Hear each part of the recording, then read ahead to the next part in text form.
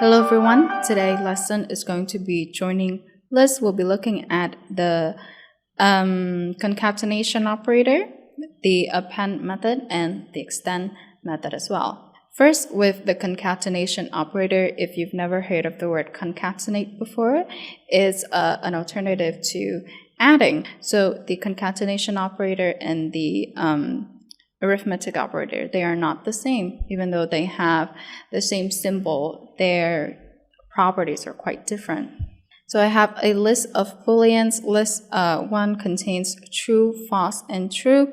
List number 2 contains false, false, and false. Now I created a new list by concatenating list 1 and list 2. And if I print list 3, what do you think will be inside of list 3? It would be true, false, true, and false, false, false. Okay? Next, with appending, adding.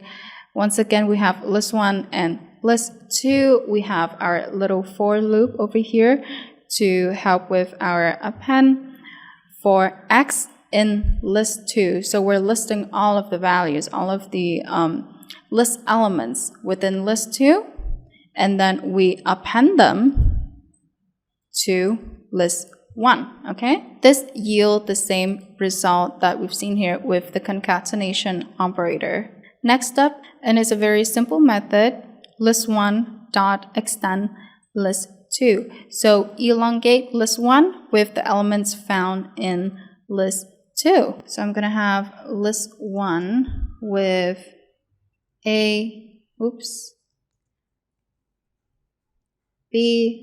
C, D.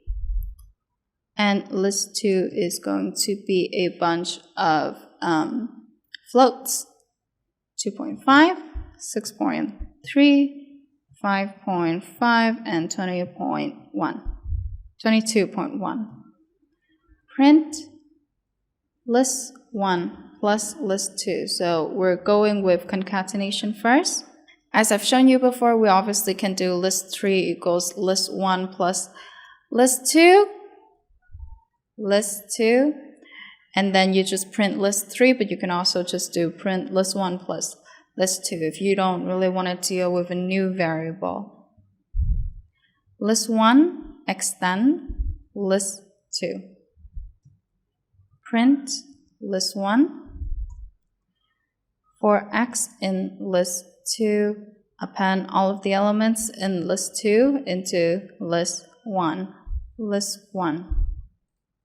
Ctrl S and let's run it. With our first printing statement, we have list 1 and list 2 joined over here, and the same goes with the extend. It yielded the same results. Now the for loop is giving us A, B, C, D, list 1, and then we have the same elements in list 2. What if we don't want this extra line over here? I'll just change this list 2 into list 1, and this list 1 into list 2, and print list 1. Now it's all gone. It yielded the same results as these two over here. Thank you for watching. I know that these lessons have been rather short because, we're nearing the end of, we're actually at the end of lists. So that's all for lists. We're moving on to a new data type, data sets, which is tuples. So I hope that you tune in.